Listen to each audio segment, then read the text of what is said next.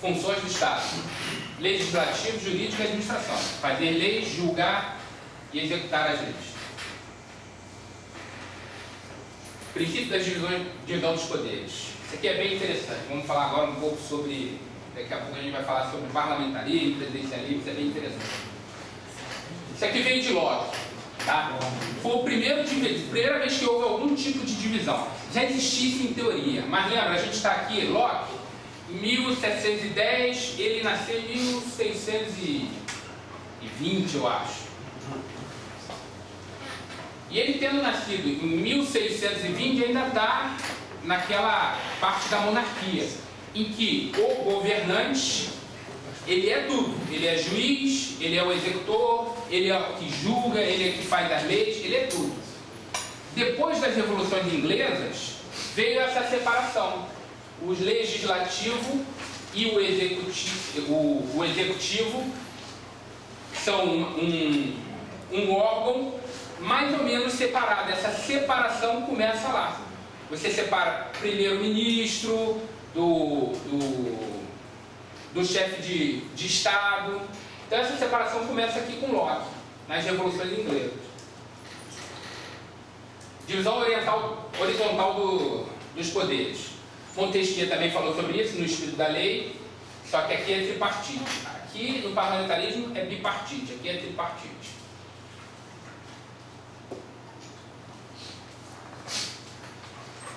A divisão dos poderes existe para coibir abusos.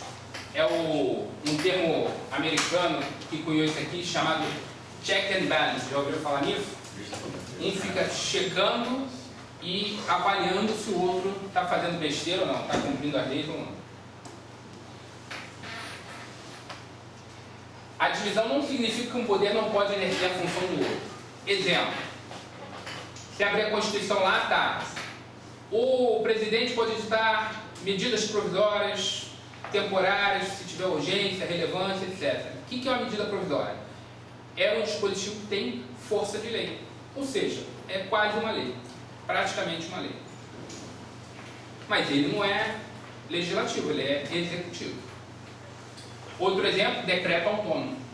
Decreto autônomo é outro exemplo de lei feita pelo executivo, pelo chefe do poder executivo, que não passa pelo processo legislativo. Ela ordena a administração pública, às vezes até os administrados da população, mas não é lei. Julgamento do presidente da República. Há pouco tempo a gente teve o julgamento do impeachment da Dilma, né? Aonde que ela foi julgada? No Congresso. No Congresso. Pô, mas o Congresso legisla? Por que ele está julgando? Então, para vocês verem que não significa que os outros poderes não possam exercer a função dos outros. E administrativo aí tem vários exemplos. A partir do momento que o legislativo concede férias aos seus funcionários, contrata funcionários, isso é poder executivo. Tá? E aí, o livro de vocês traz isso aqui. Existe um quarto poder, poder constituinte, e aí isso aí é uma divergência doutrinária. Eu espero que isso não caia principalmente se for discussível na prova de vocês, eu acredito que não. Mas existe um quarto poder, poder constituinte? Na minha opinião, não. Tá? Mas tem gente que argumenta que existiria um quarto poder, o poder constituinte, que não poderia ser violado, nem por emenda constitucional, que é o poder constituinte derivado. Tem uma emenda constitucional, a emenda constitucional número 3, se eu não me engano, porque em que é emenda constitucional? É que você vai botar um novo artigo na Constituição. Depois que isso entrou na Constituição e virou Constituição, ela sofreu uma ação direta de inconstitucionalidade e foi tirada da Constituição. Ou seja, aí a pergunta que o pessoal faz: existe lei constitucional inconstitucional? Sim, existe, que é o caso da emenda constitucional número 3, se eu não me engano é a número 3. Tá? Porque entendeu-se que existiam regras originárias que não poderiam ser violadas, que não era a vontade de quem fez a Constituição. E como a gente estava violando essas regras, que no caso era uma cláusula pétrea, isso não poderia ter virado a Constituição e foi retirado. Então, por isso que tem gente que fala: existe um quarto poder, um poder constituinte, que não são pessoas sentadas numa cadeira lá, falam: nós somos o poder constituinte. Mas talvez um poder etéreo, que está sobre tudo e não pode ser violado, existe pelo menos em ideia, aí tem discussão doutrinária para tudo quanto é lado aí, tá? Mas para vocês saberem, existe essa discussão. Função legislativa: promulgar leis respeitando a supremacia constitucional, que é muito importante, né? A nossa Constituição tem até algumas coisas chamadas cláusulas pétreas, né? Que são leis que não podem ser, leis não, artigos da Constituição que não podem ser modificados, nunca. Não para restringir, pode até ampliar. Que foi o caso do artigo 5º, eles colocaram alguns parágrafos, um dos parágrafos todos têm direito à felicidade. Aquilo foi incluído, não estava na Constituição original. Então você pode ampliar, direito à felicidade não, a busca pela felicidade. Então você pode ampliar direito, mas restringir não. Outra coisa, você tem alguns tratados internacionais que o Brasil adota, eles entram no nosso ordenamento jurídico com força de Constituição. Hoje em dia isso já está mitigado, que eles dizem que entra entre a Constituição e a lei. Ou seja, a pirâmide de Kelsen é lei, Constituição, lei e outros regulamentos. Não existia nada entre a Constituição e a lei. Aí o Supremo falou, esses tratados eles entram ali no meio, ali, exprimido ali na pirâmide de Kelsen, que não é Constituição, mas também é mais forte que a lei. Foi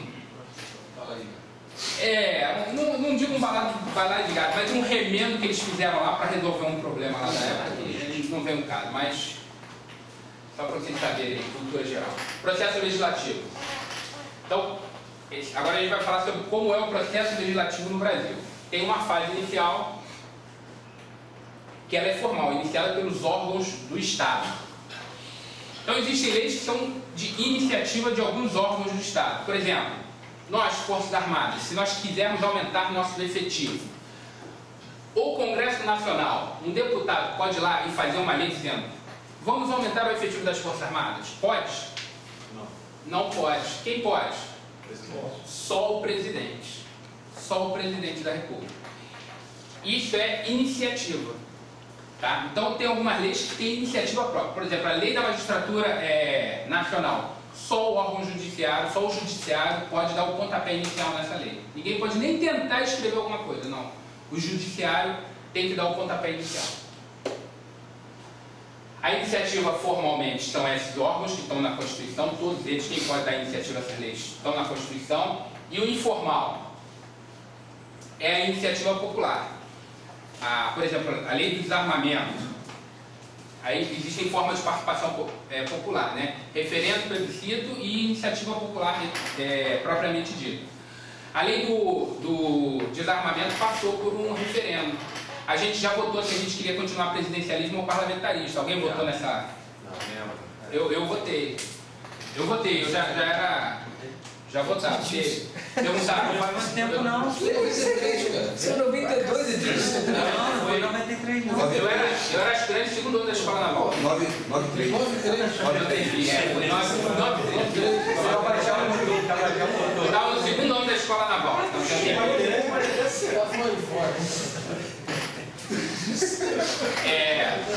Isso é lei que passou por um referendo. Tá? Fase de reunião e obtenção de informações. Se vocês tiverem a curiosidade de assistir aquele TV Justiça, TV do Legislativo lá, TV Senado, TV Câmara, eles de vez em quando passam lá alguns debates. Um debate que eu achei muito interessante, que eu vi que estava no YouTube, eu falei, vou ver isso aqui, é aquele sobre os remédios contra o câncer, que estava para ser a prova não libera aqui, na Anvisa. Então, aquilo lá era um debate que tem um nome, não vou lembrar. Era um debate que eles estavam fazendo para ver sobre a lei, se era para aprovar, deveria aprovar ou não. Aborto passou por isso, a lei de aborto passou por isso. Então, às vezes, eles fazem as comissões. Nessas comissões, e discutem isso nessas comissões. Comissões parlamentares, discussão nos meios sociais interessados. Teve até o do Lewandowski sobre o aborto, foi até o Lewandowski que deu o pontapé inicial, se juntou junto com o Legislativo, e aí foram pessoas lá defender, atacar. Essa fase não é obrigatória, pois a decisão pode ser técnica, tecnocracia. Então, às vezes, tem algumas decisões que elas são meramente técnicas. Por exemplo, para mim, uma decisão que é muito técnica e por isso que está demorando é a da Previdência. Porque a da Previdência é você pegar e somar, arrecada tanto, gasta tanto, não está batendo, tem que reformar, não tem dúvida, não tem por que ter dúvida. É a mesma coisa que você gastar mais do que você ganha. Então não tem muita dúvida sobre isso, tem que reformar, mas eles estão discutindo, aí tem outras razões políticas, a gente não vai entrar nesse mérito, mas eles estão discutindo uma coisa que é muito técnica, tende muito mais para o técnico do que para o político, para o social. Tem uma passagem, eu não sei se vocês não sabem, Platão não gostava da democracia, ele não era um democrata. Para ele, democracia é uma forma imperfeita de governo, né? Isso. Vocês sabem por quê? Porque Sócrates foi condenado, Sócrates que foi um dos filósofos, é um filósofo que mudou a filosofia realmente, tanto que você estuda, quando você estuda filosofia, você estuda o pré-socrático, que é o que aconteceu antes de Sócrates, e o socrático, que ele mudou completamente a filosofia, e foi realmente uma figura, assim, interessante. E ele foi morto pela democracia, pegaram um monte de gente lá e votaram se ele devia ser morto ou não, tomar o veneno lá, cicuta e ser morto. E Platão, se eu não me engano foi Platão, que ele faz uma figura muito interessante da democracia. Ele fala, quando você está doente, não foi Platão não, quando você está doente, você faz o quê? Você vai no médico ou você reúne um conselho de pessoas experientes, anciãos, e eles ficam olhando para você, você fala o que está sentindo, e eles vão deliberar e votar o que você tem que fazer.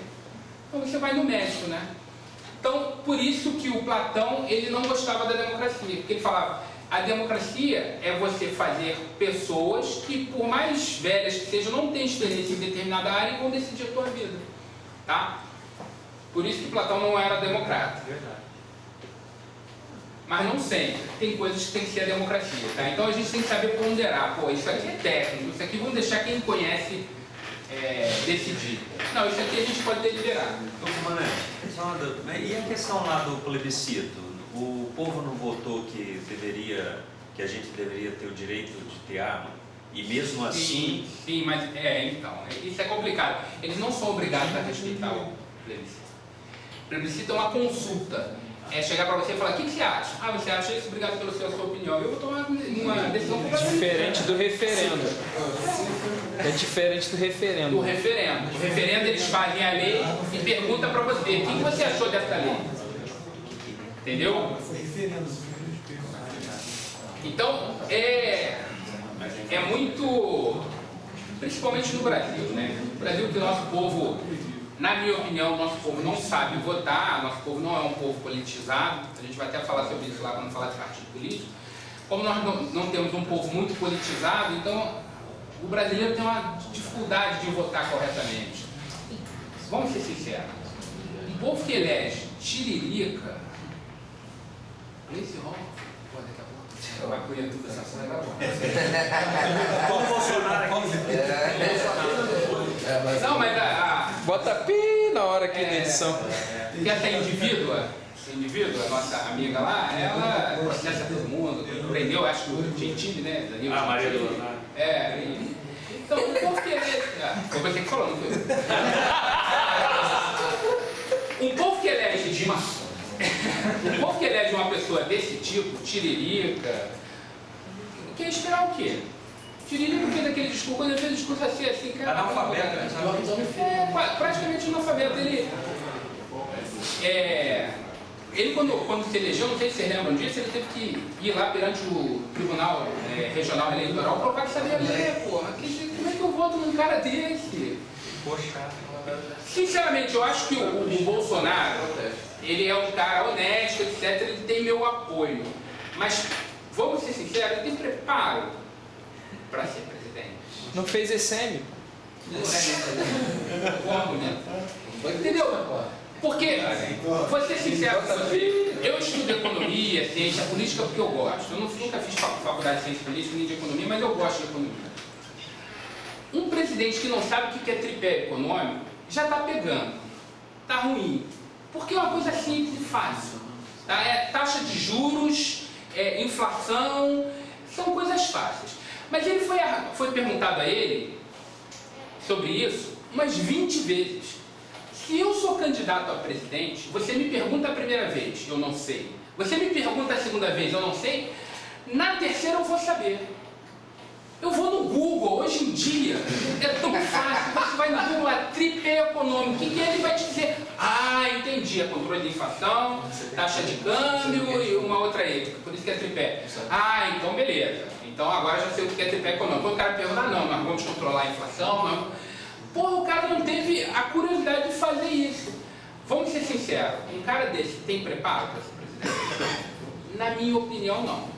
Embora eu ache indiscutível que a gente precisava de uma pessoa honesta, que mudasse o viés político que a gente vivia, esse negócio de negociar cargo, etc. E ele está fazendo isso. Acho que isso é uma coisa boa. A Dilma não sabia de nada. A Dilma não sabia de nada. O povo que elege Lula, Dilma, Tiririca. Vocês não conheceram o Macaco Tião, né? Mas o livro diz que essa parte faz parte do poder legislativo, assumir cargos políticos. No parlamentarismo também Tá, acontece. É de livre escolha e exoneração, não tem como você fugir. No parlamentarismo isso é institucionalidade. Por isso que eu sou fã do parlamentarismo, porque não tem venda de cargo. Isso já está pré-definido. Quando o primeiro-ministro é eleito, ele é eleito já com todo o gabinete dele já pronto, todos os secretários, os ministros, todo mundo está pronto. Então não tem venda de carro. Não, eu dou para você, não, agora tipo você. Não tem isso. Entendeu? Vamos lá? Aí tem a fase de formulação de alternativa. Apresentação de diversos projetos de lei. Então eles fazem emendas à lei. Aqui, ó, é onde ocorrem as emendas aos projetos, tá? Então o cara, não, muda esse artigo, não, tira esse. Vocês abrirem algumas leis, tem vários textos lá. Artigo 2º, vetado. É nessa fase aqui que eles fazem isso, tá?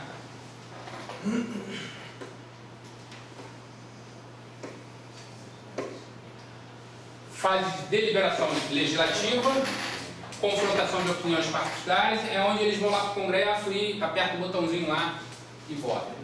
Tá? Nessa fase ainda pode ocorrer, aí está em vermelho, tá? Nessa fase ainda pode ocorrer manifestação política para rejeitar isso aí. Que é quando vocês ouvem no jornal lá, o PT abandonou a sessão. Não é porque eles não querem trabalhar, eles estão exercendo uma ação política, porque se não tiver quórum, aquele projeto não pode ser votado. Aí tem que ser engavetado e esperar ter quórum. Então isso é uma manifestação, uma forma de fazer política.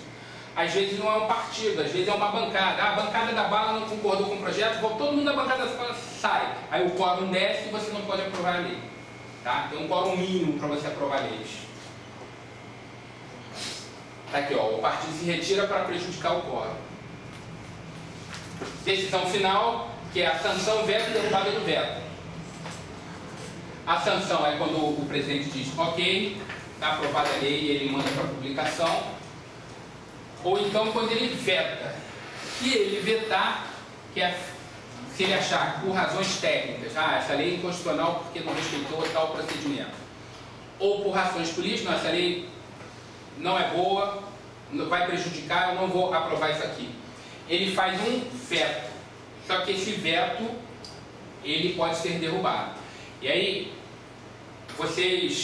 hoje você não vê poste cheio de propaganda política quando está chegando nas eleições. Mas na minha época, quando eu era mais novo, não sei se vocês pegaram essa época, mas quando eu era mais novo, a gente quase não viu poste, era só propaganda política de cima e embaixo. Aí foi feita uma lei que era, como é? Lei do candidato porco, sei lá, teve até um apelido falando que isso era proibido e quem fizesse isso ia pagar multa. E essa lei deveria valer para a eleição passada. E aí o Fernando Henrique aprovou, falou, beleza, e vamos multar quem sujou a cidade. Aí foi para o Congresso, o que o Congresso fez? Derrubou o veto. Ele vetou porque queria que fosse aplicada para os caras que sujaram na última eleição, e aí, porque eles fizeram a lei anistiando ele. Aí ele vetou porque porque ia anistiar eles, e aí eles derrubaram o veto e aprovaram uma anistia para ele, e aí ninguém pagou multa. Mas o problema na eleição seguinte não teve aquilo. E publicação. Parlamento tem origem na Grécia Antiga, mas o modelo atual é uma evolução do modelo medieval. Parlamento vem de parlare, falar, tá? O parlamento inglês foi a primeira experiência de sucesso de uma legislatura moderna. Acho que eu botei aqui, deixa eu parar e falar. Sim. O modelo nasce no século III do Magno Concílio, que era um órgão de aconselhamento do rei. Como é que nasceu o parlamento? O rei, ele não decidia sozinho, então ele tinha uma gama de pessoas que tinham uma série de conhecimentos, e ele convocava essas pessoas para um conselho, o Magno Concílio, e perguntava: o que você acha? Vamos aprovar uma lei sobre a saúde. O que você acha? Você que é médico? Ah, eu acho isso. O que você acha? Você que é farmacêutico? Ah, eu acho aquilo. O que você acha que é economista? Ah, eu acho aquilo outro. E aí ele pegava, se aconselhava dessas pessoas, tá? E aprovava ou não a lei, modificava, etc. Eles opinavam sobre as leis, sobre as medidas que iam ser tomadas. Esse Magno Concílio era um órgão de aconselhamento do rei. Como eu falei nessa época, aconselhamento. O cara pediu o conselho. Falava: beleza, mas eu vou aprovar assim mesmo. Ele tinha esse poder, tá? A Magna Carta é considerada a primeira constituição do mundo, tá? Essa Magna Carta é do rei João ou João Sem Terra. O rei somente poderia aumentar o imposto e criar leis após a aprovação do Conselho de Nomes. Hoje a gente tem um congresso que eles trabalham, todo dia eles vão lá no congresso, mas antigamente não era assim. Era só quando eles eram convocados, tá? Na Grécia Antiga também era assim. Era só quando eles eram convocados. Foi até essa ideia de por que deputado, senador ganha salário. Isso vem da Grécia Antiga, de Péricles. Péricles foi um governante em Atenas que ele verificou que só quem participava dos conselhos, dessas reuniões, era quem tinha dinheiro, porque quem não tinha dinheiro tinha que estar trabalhando para ganhar dinheiro. Então, acabava que só pessoas ricas opinavam sobre os destinos de Atenas. Então, ele determinou um salário por dia que o cara se retirasse dos seus afazeres para ir lá votar e voltar, porque às vezes a viagem demorava 2, 3 dias, sei lá. Então, eles tinham um salário, e quantos dias o cara demorasse para chegar, era quantos dias de salário ele ganhava. Isso foi evoluindo, hoje em dia nós temos salários milionários aí para os profissionais, né? Como mudou? O parlamento inglês é o órgão estatal que expressa a soberania do povo através de seus representantes, né? Então a gente elege e eles falam o nosso nome. Ele pode ser encontrado tanto nas monarquias, nas democracias, em qualquer regime político, democrático, autoritário, totalitário. O sistema político presidencialista e parlamentarista. Tá? Então você pode ter uma monarquia parlamentarista e um presidencialismo parlamentarismo. Ai, falei besteira, peraí. Uma monarquia parlamentarista e uma república parlamentarista, tá? Funções: elaborar leis, função do parlamento, elaborar lei, controlar o exercício do poder, controle político da intervenção federal, tá? Fiscalizar o poder executivo. Um exemplo disso é a aprovação das contas do presidente da República pelo Congresso Nacional. A Dilma foi empichada por causa disso, né? Ela foi reprovada lá pelo TCU, por causa das pedaladas fiscais, etc. Então ela não passou nessa fiscalização aqui, por isso que ela foi empichada. Representação política. Então uma das funções é representar politicamente a população. Função executiva. É a função administrativa, executar as leis. A função que tem como conciliar técnica, política e burocracia, que é o racionalismo. A gente já estudou aí de Weber. A função executiva moderna tende a ser preponderante sobre as demais devido a... Primeiro, tecnocracia. Como eu falei, algumas decisões são muito técnicas, né? É o médico decidindo pela sua vida. Celeridade. É muito mais fácil e rápido você executar uma lei do que você elaborar uma lei. Lei demora para você elaborar, de reforma da Previdência, que está rolando aí desde o início do ano, 5 meses e até agora nada, né? E uma coisa muito importante é a personificação do executivo, junto com os meios de comunicação. Então isso faz com que o executivo sobressaia.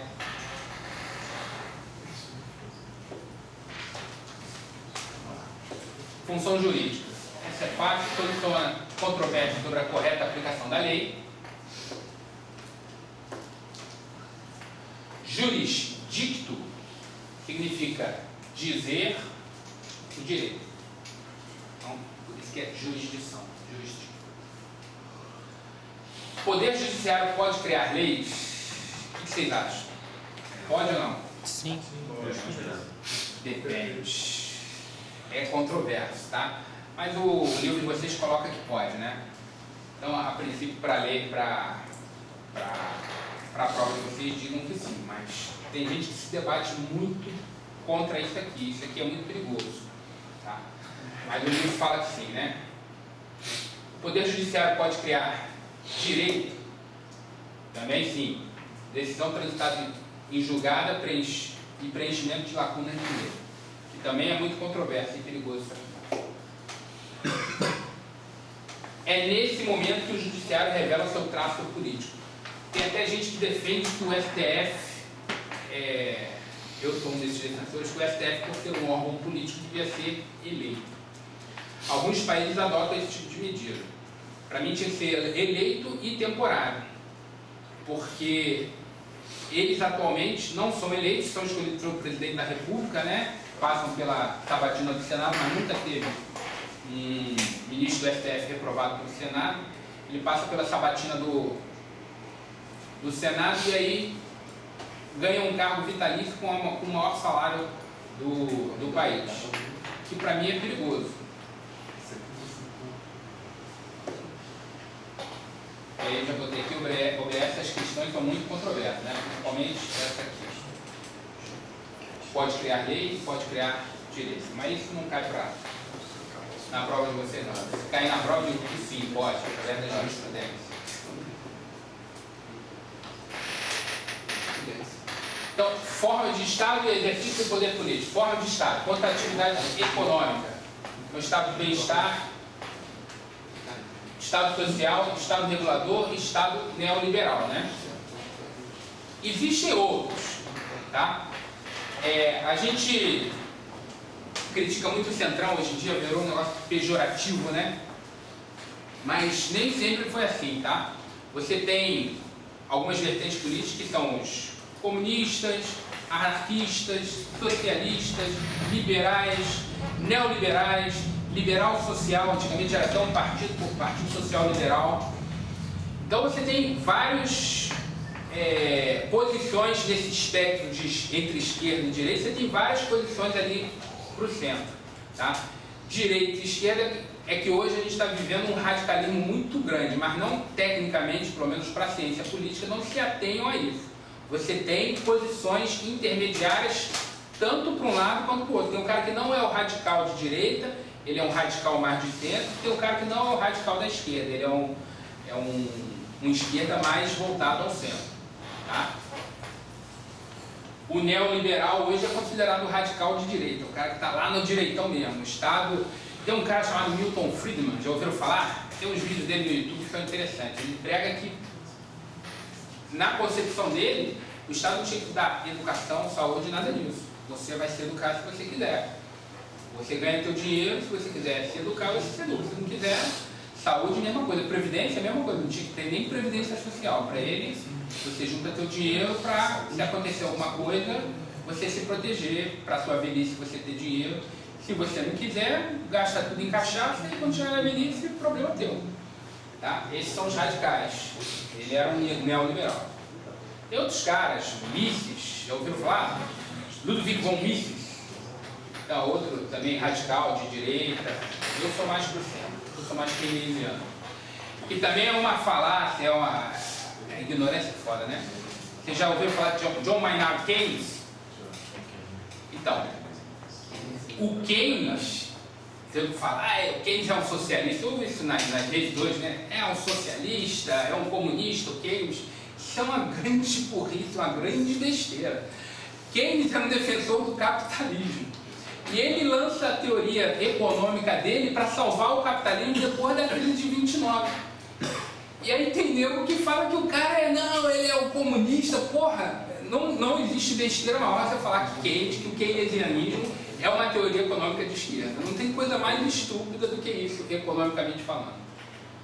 Mas, hoje em dia, né, como dizem, né, as redes sociais deram voz aos idiotas, então... Quanto ao regime político, monárquico ou republicano? Monarquia, já botei para você lá, monarquia, o Estado sou eu, então tudo que está no Estado é meu. Inclusive, se eu quiser, eu entro na tua casa e pego. República, res pública. Opa, as coisas não são suas, não são res privada, não é sua, é de todos. Então você não pode dispor da maneira que você quer. Por isso que a república se opõe à monarquia. Tá? Sistema político, autoritário ou democrático. Forma de Estado. A forma de Estado vai nos dizer como funciona a soberania territorial. É uma divisão político-administrativa. Exemplo, nosso Estado é dividido em municípios, que dentro do município ele tem suas competências, e a União, o Estado não pode se meter. O Estado tem a sua competência dentro do território dele, que a União não pode se meter. E a União tem o Estado todo sob o domínio dela, e que outros Estados não podem se meter. Tá? Isso é uma forma de Estado. Forma de governo é a relação entre os órgãos políticos.